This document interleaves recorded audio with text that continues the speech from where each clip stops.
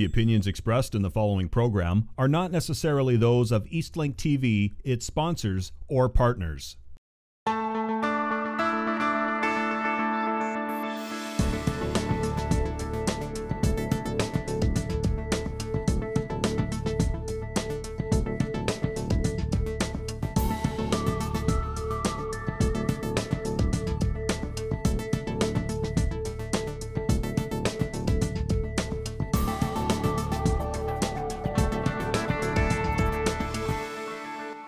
Our next presenter has over 25 years of experience in the information technology industry. He has held senior management positions within engineering, customer service, product management, mergers and acquisitions, marketing and sales with several leading companies, including Eastlink, where he has been since 2010. His career has taken him all over the world, including a 5-year stint in Silicon Valley, California. Please welcome Dan MacDonald. What I'd like to do this morning is share some insights that myself and my extended team have been building over the last couple of years on the topic of customer engagement.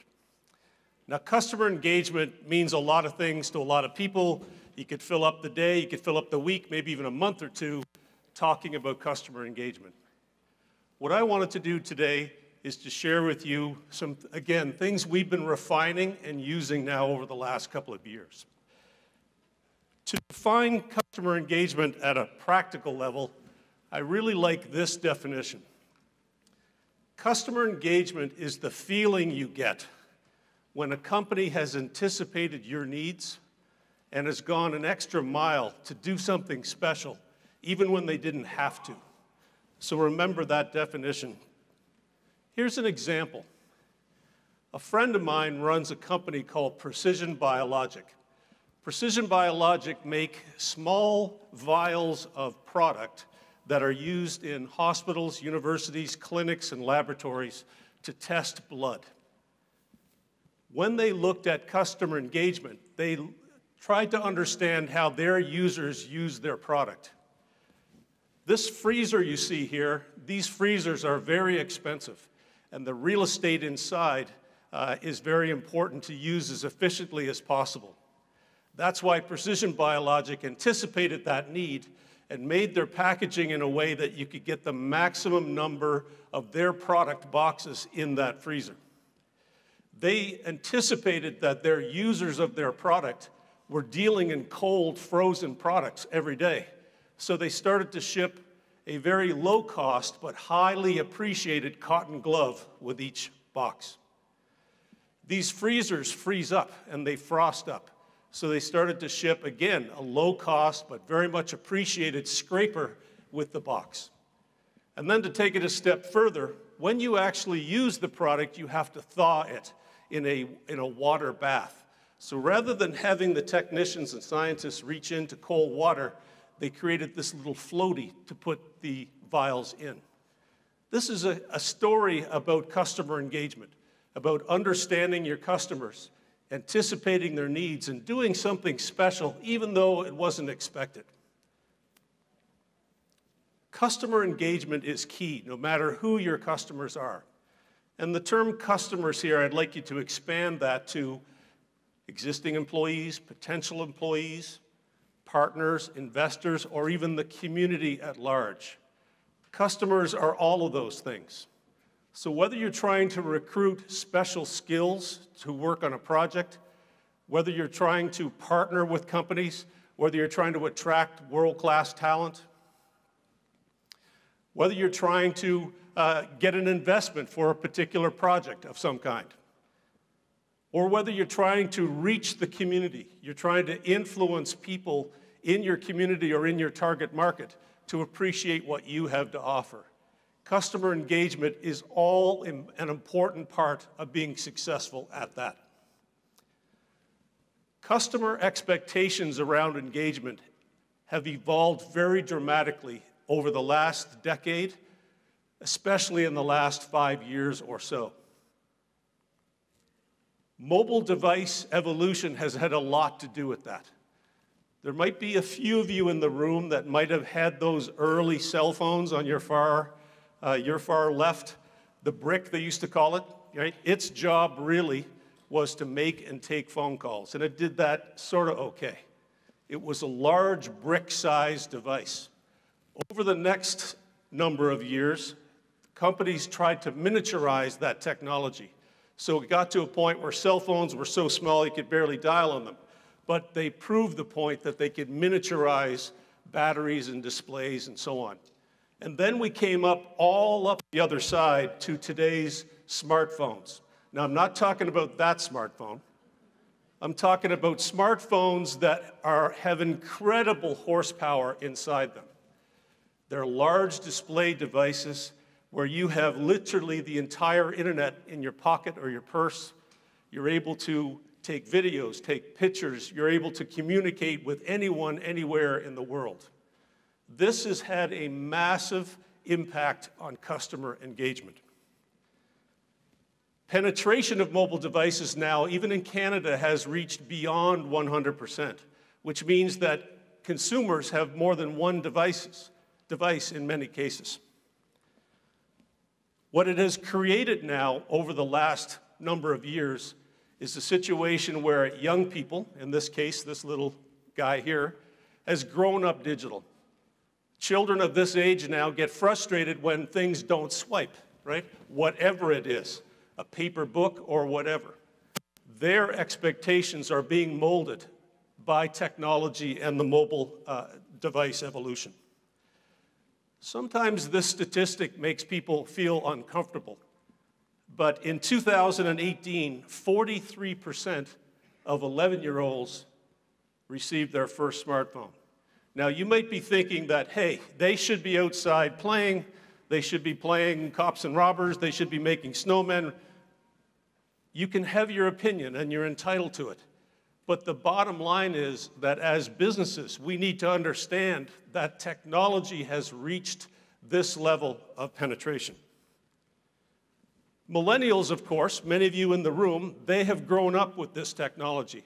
They have grown up in a situation where they've always had instant access to information.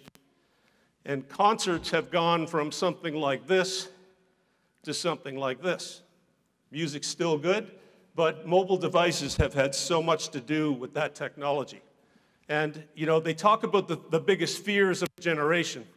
And many of us get very, very uncomfortable when these things start to happen. I hit enter, and I'm not getting any response. I only have a little bit battery life left.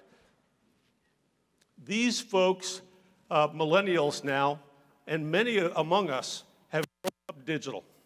They have grown up with an expectation of instant access to information. I tell a little corny story that I'd like to share with you this morning. When I was in grade 4, which wasn't yesterday, but when I was in grade 4, we had a wonderful teacher by the name of Mrs. Newson. And Mrs. Newson was always challenging us to do things and to learn things in different ways. In around the first week of March, in grade 4, first week of March, she had us write a letter to a favorite province of ours in Canada. We would write a letter. Now, she needed to check it because she didn't want us to embarrass her, but she checked the letter and we sent it off in the mail to the province looking for information about the province.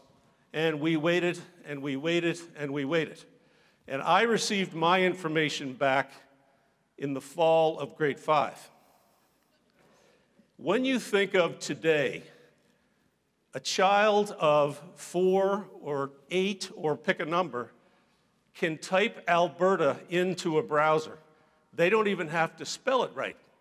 And they get back in literally 2 or 3 seconds. When's the next flight to Alberta? What's the temperature in Alberta? What's the GDP of Alberta? The political landscape in Alberta, et cetera, et cetera. I tell you this not because you don't know that's possible, but to share with you that when it comes to customer engagement, this kind of instant access to information and the velocity of how fast you can get your hands on it really is changing how customers need to be thought of and engaged. Wi-Fi. When you think of mobile device evolution, what's come along right with that is Wi-Fi. Wi-Fi is changing the way that customers think. People go to a library to look at books? Maybe. They certainly go to a library to connect. They go to a library because it's an environment they like being part of, and they know that there's going to be Wi-Fi that they can connect to the things that are most important to them. Even coffee shops. Do you go to a coffee shop for a great cup of coffee? Sure. Or do you go to a coffee shop for Wi-Fi, and sure, I'll have a coffee, because that's the price of Wi-Fi. Even TripAdvisor now would say, and this probably doesn't surprise you, but Wi-Fi is the #1 amenity in a hotel now. Of course, free breakfast and those kind of things are important, but if you do not have great Wi-Fi in a hotel, it's a showstopper. You're packing up your stuff and moving across town. Arenas, football stadiums, and the like now are going to great lengths to put Wi-Fi networks in their stadiums, spending hundreds of thousands and millions of dollars in some cases to ensure that, in this case, 30,000 simultaneous people could access Wi-Fi. It's an incredible expectation that people have. Now, we probably all can relate to this. I have a nephew by the name of Aiden. Aiden's a great young man. He's now coming around about 13 years old. But when he visits our house, after the obligatory, "Hey, Uncle Dan, how's it going?" he'll ask, "What's your Wi-Fi password?" And this is not my house, but I just found it interesting that on Pinterest now, you can download one of hundreds of welcome Wi-Fi password things, right? And you can put anything you want in there. You can put, don't name your network the MacDonald network, so you don't attract the crazies. But you should put something in there that's a little bit cryptic, and then you make your password anything you want. But again, this may not be your style, but it is an interesting example of the expectation of a different kind of customer now, your 11, 12-year-old nephew. A little bit short version of a techie part of this now is that as smartphones have evolved, iPhone 4, 5, 6, 7, 8, 9, 10, Wi-Fi is also evolving. And a constructive heads up to you as businesses is that many businesses have left their Wi-Fi kind of dormant. As devices have moved on, many of Wi-Fi inside of businesses now is outdated and is slow and not probably giving people what they need. 802.11ac is the standard that is tracking now with the latest devices. So when it comes to customer engagement, I'd like to share with you what I think is a good and simple, practical model for engaging customers. It starts with know me. Understand who your target customers are. Understand what makes them tick. You can ask them, you can observe them, and then there's a couple of other tricks I'm going to share with you here in a few moments. Similar to the precision biologic example, anticipate the customer's needs. What is their journey of purchasing and using your product? And how might you be able to make that journey easier and make a repeat purchase even easier? Engage me. Engage me where I am. Once upon a time, people visited you physically. Then they might have visited you or called you. Now there are a whole bunch of different ways that people engage with companies that we as businesses need to be aware of and accommodate. And then finally, follow up with me. Add value to me. Keep me up to date. This model, I'm going to touch on briefly these 4 quadrants. So here we go. So first, know me. Now, back a little bit about smartphones. One myth, if it does exist in the room, is that smartphones is something just for young people. It's not true. Smartphone adoption is rapidly growing across the entire spectrum. And as I said, people 11 years old in 2018, 47%, 48% of them now have their first smartphone. But it's also down toward the end of the spectrum where many people a little grayer and a little bit more experienced have smartphones. Technology adoption of senior people or older people has been fueled by people like grandchildren. Again, you might be able to relate to this, that there are scenarios where children now are being coached, or the way that grandparents are connecting with family members is through technology.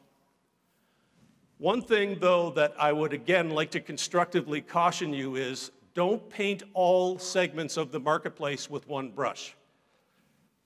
We did some research about 2 years ago and updated it now in the last year, asking consumers whether they considered themselves tech savvy.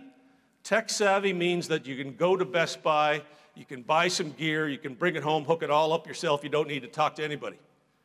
Tech able means that, sure, I have an iPad and I have a smartphone and I really love using it, but if it coughs or sneezes or is something wrong with it, I need to call my brother-in-law or something for help.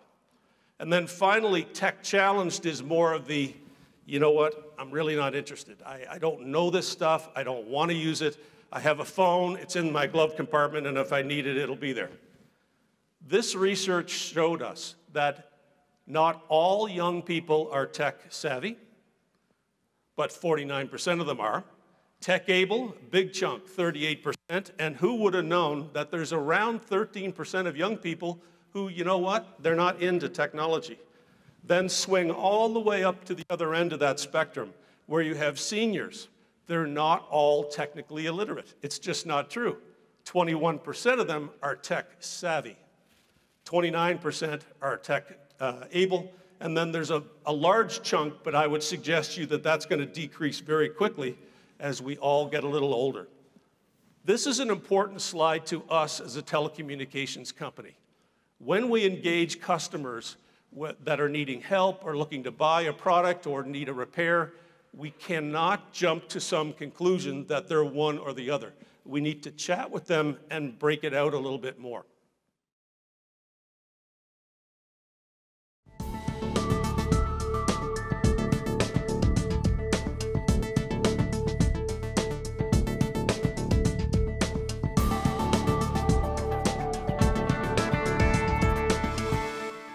Now, when you think of northern Alberta and you think of growing the north, how can you get to know your customers better?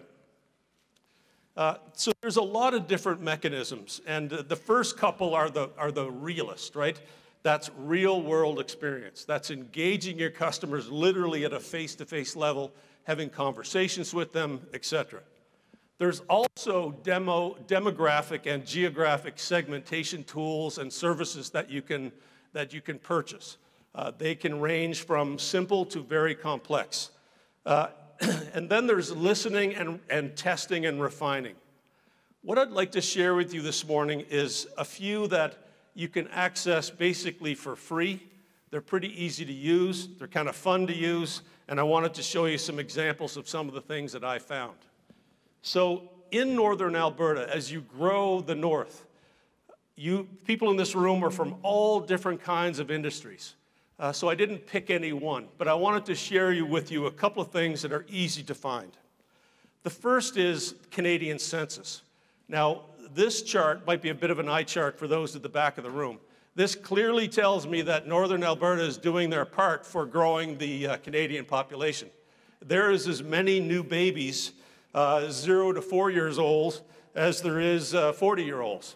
So in Grande Prairie specifically, this is a very young town. Now, I'm telling you something you already know, but it's very interesting to look at the demographics from a more scientific level and to understand how many young parents are in this group, how many children are in this group, what is the seniors, what is the dynamics, what is the household income.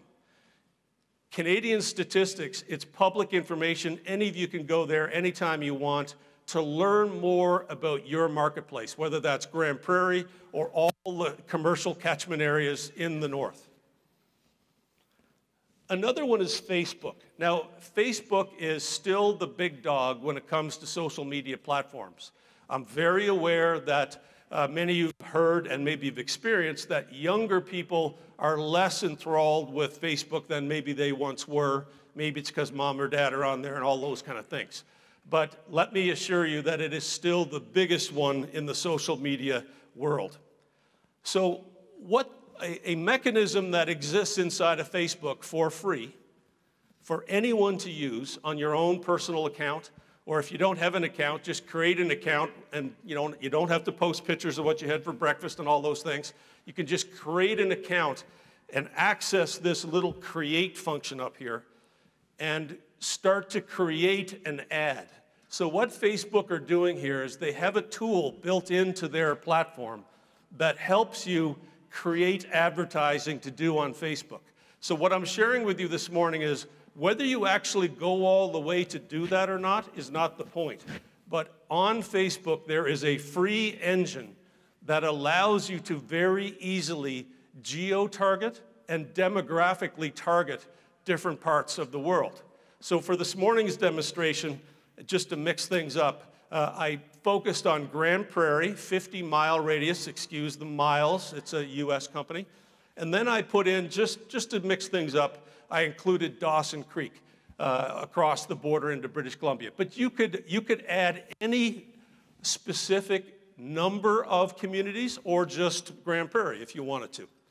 And what I found in real time, as soon as you do this, there are 98,000 people in these two circles that are on Facebook. You see there on your right that I could have said, you know what, for my product or my service, I want to target 35-year-olds to 55-year-olds. Or I could have had a whole bunch of different combinations of those. But in real time, it shows me the audience that is on Facebook. Now, I went a little further. Once you figure out the geography you're after and the age group or groups you're after, then you can start to type in interests, hobbies, those kinds of things, education, household income. So I asked, what number of people were Oilers fans or Flames fans? And anybody guess? Of course, there were more Flames fans than Calgary Flames fans. Now, you Calgary Flames fans out there, you probably keep them to yourself, but there are some of you out there. Oh yeah, I heard a couple of oh yes. What about beer versus wine? It's Grande Prairie and Dawson Creek. Any guesses? 26,000 beer lovers. 29,000 wine drinkers. Again, you know who you are. Now, these are a little tongue-in-cheek. I could have put in there renovations. I could have put sports. I could have put anything in there. I did hunting and dancing. Any guesses? 37,000 people who seem to tell the world that they enjoy hunting, but 54,000 who claim they like dancing. Now, in fairness, there could have been a little overlap here. Just, who doesn't want to go out the odd Saturday night and have a little dance? The point of this little exercise is that, before I go there, a lot of business people tell me, you know what, I'm not on Facebook. I don't like it. I don't understand it. It's weird. I'm begging you, you don't have to put your high school picture up there. You don't have to post what you're having for breakfast. You don't even have to have any friends on there. But to create a Facebook account for yourself and be able to access this free tool is kind of, being against that seems a little off, right? And a lot of people are on Facebook. So what you can turn all this into is an advertisement if you go that far. And the other beauty of Facebook is not only does it allow you to experiment and understand the demographics and so on of your world, you don't have to actually advertise. But if you did want to advertise, you can literally spend $20, $40. In this example, it's $20 a day for several days. You can tell it what you want to do. At Eastlink, we do a lot of target tests where we choose a demographic, a geography, and demographies, and what we do is we do test marketing for $10, $20, $30, and it helps us understand how our ads might perform in more expensive mediums. It's a very, very smart thing to do. And the ad that you put on there doesn't have to be sophisticated. It can be a single picture, it can be several pictures, it could be a little video. advertising in 2019 does not have to be big, expensive production. It's something that you can play with as a small business. Next one is moving from know me, is anticipating my needs, considering the customer's needs and anticipating those. So back to that example. Again, how many of us are in the precision biologic business? Probably not too many, but I am fascinated at the extent they went to engage and understand their customers.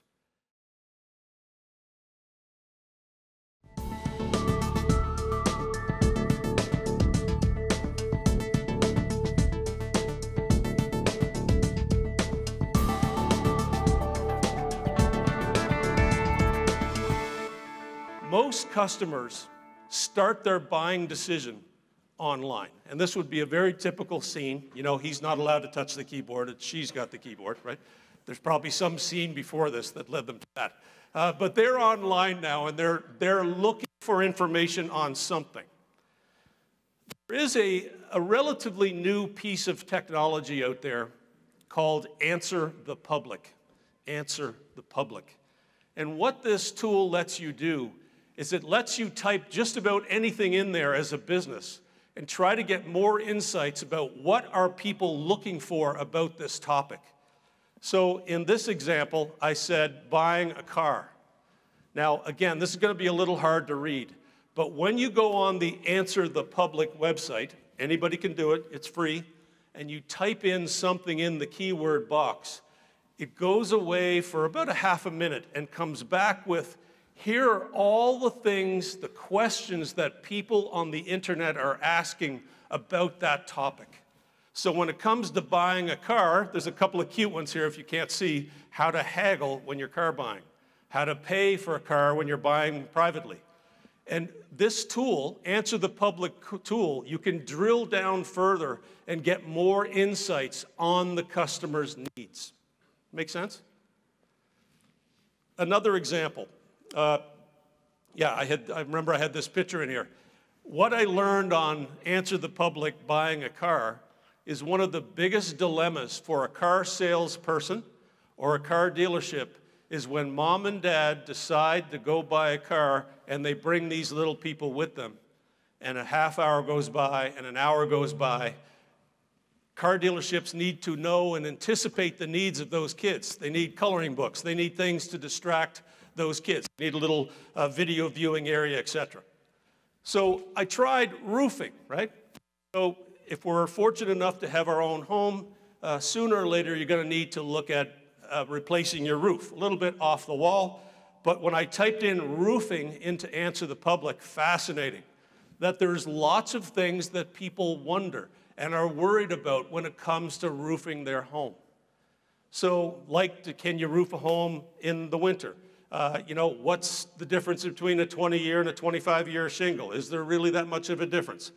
So my point in these examples is to share with you that when it comes to customer engagement and when it comes to trying to anticipate the needs of your customers, there's great tools out there for free that can give you some hints on how you might do that better. One that we have done in the last couple of years, and this is not an Eastlink commercial, but we heard loud and clear that people were frustrated with paying for channels they don't use, which is why we did the TV channel exchange. That was an example of anticipating the needs of our customers. So whether you're selling tires, etc., there's all of those different segments. Customers want to know things that you can help put online and put in your messaging to help them. The next one here is connect where I am.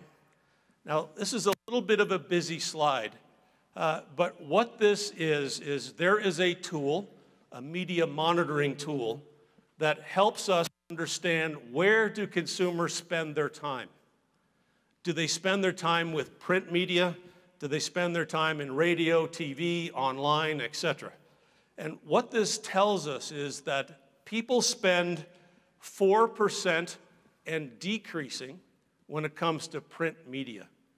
And what the blue line says is that businesses are still, though, overspending on that. Businesses are spending 16% of their ad revenue on print media, but only 4% of consumers are spending their time there. Get it? Then you go to radio. Radio is pretty good value, actually. So, you know, you might be thinking, well, what about iTunes and all that kind of stuff? Media monitoring services tell us that people still listen to a fair amount of radio, especially drive time radio. So there, people are spending around 13% of their time with radio, and it hasn't moved very far. And businesses, ironically, are spending a little bit less than that, in the 10%. The next one is TV. So who watches TV anymore? I don't watch TV, I cut the cord.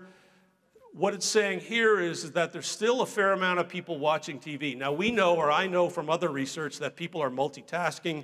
The TV's on in the background and you look up once in a while when you hear something that's weird.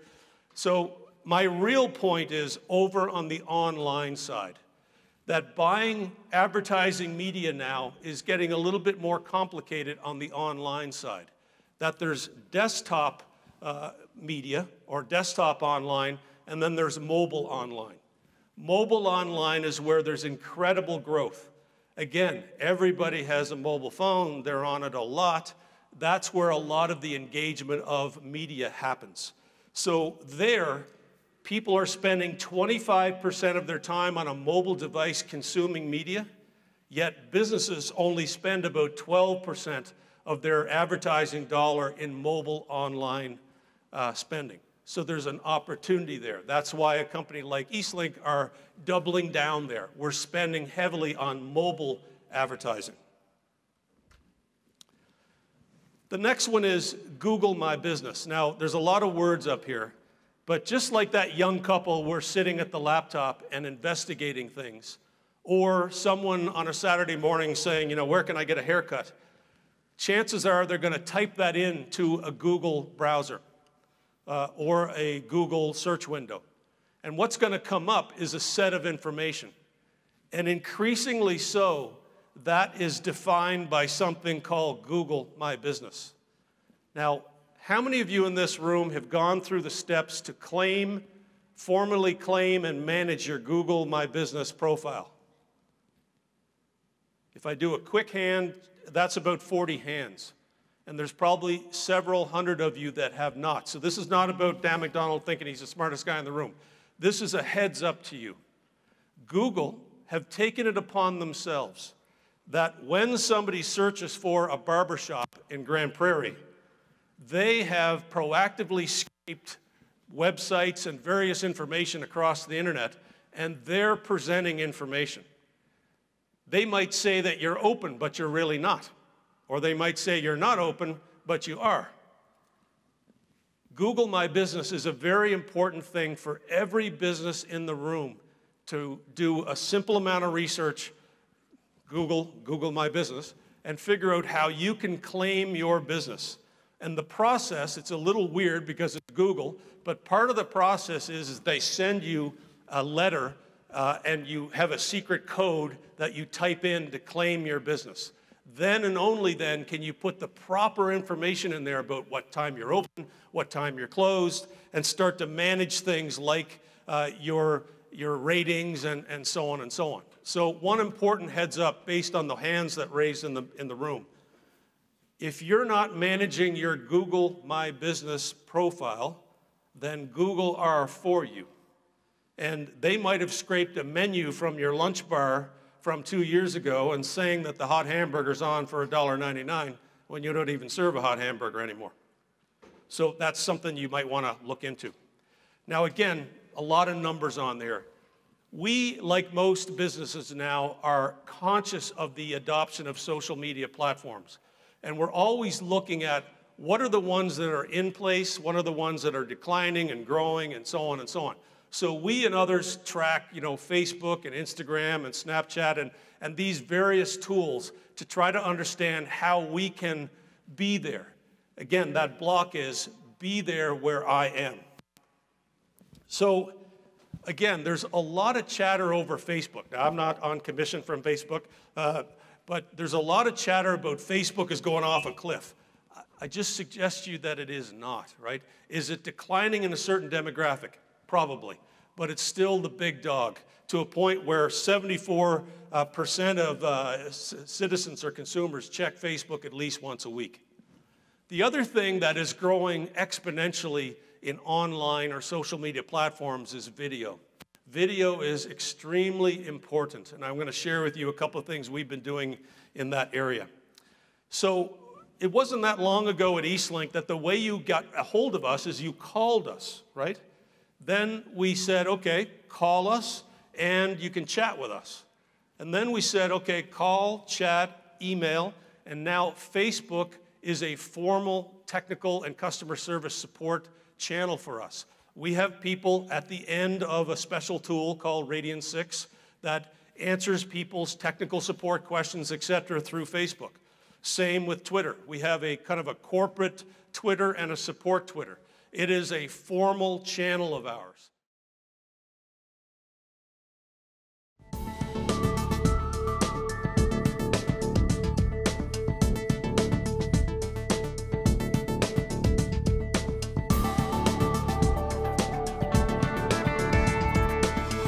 Now, we had debates at Eastlink. You know, we said, you know what, this is crazy, social media is out of control, how can we do this? We as a business had to accept that if that's where consumers are, if that's where consumers want to communicate with us, we have to be there. It'd be like letting the phone ring off the hook and not answer it. That's not cool. We need to be on Facebook and on Twitter and be able to answer things. It's also why we've adopted heavily YouTube videos, to help people help themselves, to show very short, typically, videos about our products and services. If we sense that customers are struggling with a certain part of our product line, then we're quick to capture a video and put it up on YouTube. And another, a constructive comment is, don't worry about having it all polished and expensive. Grab your iPhone or your Samsung or whatever you're packing and take a couple of versions of a video, put it up there, and the response you get is typically very, very good. My son, Matt, his girlfriend has a Pontiac Sunfire, like a 1999 Pontiac Sunfire. The thing probably shouldn't even be on the road. But I went into the garage there a couple weeks ago, and I heard him in there. He was in this orange Sunfire in our garage, and the trunk was up, and he was doing something back there, and there was something playing. So when I went around the back, he had his smartphone up in the trunk, and what was playing was how to change a tail light in a 1999 Sunfire. So an example of, you can almost find anything on there. And that's the way that customers want to be engaged. Instagram is something also that's evolved for us. Instagram, unlike Twitter, which is a place where you're trying to connect with people you don't know, or Facebook, where you're trying to connect with people you do know, Instagram is a little bit of a hybrid of both. It's a place where, you have a little bit of fun. So we engage our customers on Instagram at a bit of a more emotional level. First day of spring, a cute picture of a dog, or celebrating St. Patrick's Day. We mix it up on there. We have a lot of different photographs and things that help describe who we are as a company. One of the most recent things we've been doing is around recruiting. So what we have done is we've taken some, what I would call lower budget, as in smartphone on a tripod, videos of our employees just talking about the day in the life of their job. And we put it up on Instagram under jobs. So now when that target of ours, the millennials, etc., go on to Eastlink's Instagram, they click on jobs, they can flip through a series of little 45-second videos about people at Eastlink and what they do for a living and why they like their job. This is ways that we believe we've figured out how to use these things and are always trying to refine it to the next level. So we talked a little bit about know me, anticipate my needs, engage me where I am, and now I want to share a few things about following up. Now, this is a weird slide, right? This person missed 3 calls and has 13,678 unread emails. What kind of a lunatic is this? Now, if we all asked you to put your phones in a basket and check yours, you might have a high number also. The point of this slide is that consumers get a lot of garbage emails. They get a lot of emails they don't read, and a week goes by, and a month goes by, and a year goes by, and this is what you end up with. This is such a serious problem that Google has tackled this with their kind of artificial intelligence app now. Those of you with Gmail on a smartphone might have noticed in the last year that when emails come in, Google tries to partition them into different things, you know, promotion, sales, primary. What they're doing is trying to help consumers manage their email box. And now when you respond to an email, the artificial intelligence comes up and gives you example responses. Sounds good with me, agree, those kind of things. This might be a tiny bit dated for some of you, but it's still very, very important that consumers are easily turned off with email. And a lot of companies break some of these rules that I would suggest you be careful with. 44% of consumers say that those brands send me too many emails. God, you know, Banana Republic, how many more emails can I get from Banana Republic? 37% say they send me emails that are not relevant to me.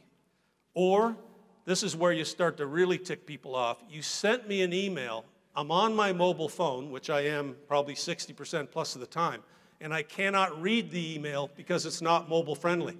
Or when I link through to the website you want me to go to, that website is not possible to render properly on a smartphone. So again, we and many other businesses have adopted technology, didn't cost $1 million or anything, but we've adopted technology that automatically renders the content and is smart enough to know, is this person looking at this on a small screen or a large screen? When they look at our website, are they looking at it on a smartphone, a tablet, or a desktop, and automatically render the content appropriately? Now, email is something that companies struggle with. There are many free tools out there. One that I've personally had some great success with is MailChimp. Again, I have no affiliation with MailChimp, but MailChimp is a very well-known email platform that you can use for free unless you're sending lots and lots of email. And it has lots of interesting tools in there that you can use to create emails and to start to segment your audience so that you're not sending people too many and they're not relevant, etc. The next one is Canva. Canva is just a simple tool that you can use to create what I would call basic graphics on your smartphone or on your desktop. So if you're playing with Instagram or Facebook or Twitter, or you're looking to create an email, Canva is another free tool that you can use to create pretty cool graphics. You don't have to spend a lot of money. And then finally, there's a tool called Legend. Legend is a very popular tool for marketers that helps you annotate video. So if you took a video of how to change a light bulb in a 1999 Sunfire, you could put how to change a light bulb in a 99 Sunfire. You could put text and annotations in there. So engaging customers is something that is constantly evolving. It's something that is evolving so fast now, especially with the adoption of technology. So whether your customer is a person that's doing some specialized welding, or a person in an oil field, or an engineer, or an investor, or a person working in a tire shop, or you are a tire shop, or you're having a meeting with a group of potential customers, or you look like this, millennials who are our sons and daughters, nieces and nephews, but more increasingly now our employees, our prospective employees, there are accountants, our lawyers. It's very important to understand that these folks expect to be engaged with in a way that is quick, fast, and efficient. It does not have to be expensive and complex. So no matter what industry you're in today, how you engage your customers is extremely important. Not only to serve them well, but of course, if you serve them well or not so well, the world will hear about it. This model is not meant to be complex or overbearing. It's just a mindset that we've used and tried to evolve with and refine. How can we know our customers? How can we anticipate their needs and engage them? How can we follow up with them in a manner that they see as being effective? A lot of the things that I talked about today are tools that we put on our business website, Eastlink business websites. Right up the top, your kind of business, you go in there, there's a description of a lot of things that I talked about today. What I'd like to share with you now, Wayne, if I think I can just hit forward here. One of the ways that we are trying to better engage our customers is to help tell the Eastlink story, because we're a company that not a lot of people know about. And I wanted to share this brief video with you on that topic. The Bragg family started in blueberries. They know the importance of having roots in a place. After all, those blueberries come from the same hills the family has known for 7 generations. So in 1971, when the Braggs brought cable TV to Amherst, it wasn't just business, it was personal. It was local. Their customers were their neighbors, and their employees were too. Eastlink, the company built from those humble beginnings, today serves hundreds of thousands of customers across the country. We think a lot about our customers, and that helps us outthink our competitors. We've grown by listening to what our customers want and then shaking up the industry. We were the first to bring competition to local phone service in Canada. First in North America to bundle services. First in Canada to happily let a customer swap a channel they'd never watch for one they actually will. And in 2013, we brought our committed people first approach when we launched our mobile service. Eastlink is driven by the belief that where you choose to live shouldn't limit your choices. We bring our exceptional service and products to communities of all sizes. Of course, it takes more than technology to make a community. We invest in local jobs in hundreds of towns, big and small, across 7 provinces, directly employing over 1,500 people and hundreds more as contractors. We invest in local spirit and connect communities from coast to coast through local programming on Eastlink Community TV. Putting communities first hasn't meant putting success last.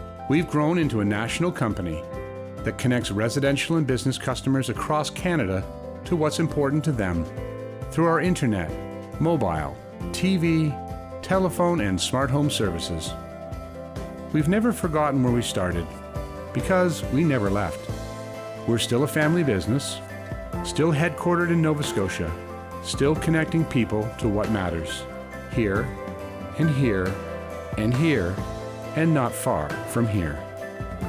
For as long as where you're from is as important as where you're going, we'll be there to make the link. So what I've tried to share with you today are some things that me and my extended team have been learning. I hope you all got at least something out of it. I believe that my presentation deck will be made available to you by the organizer. So I've seen a couple of you taking pictures of some of those more complex slides.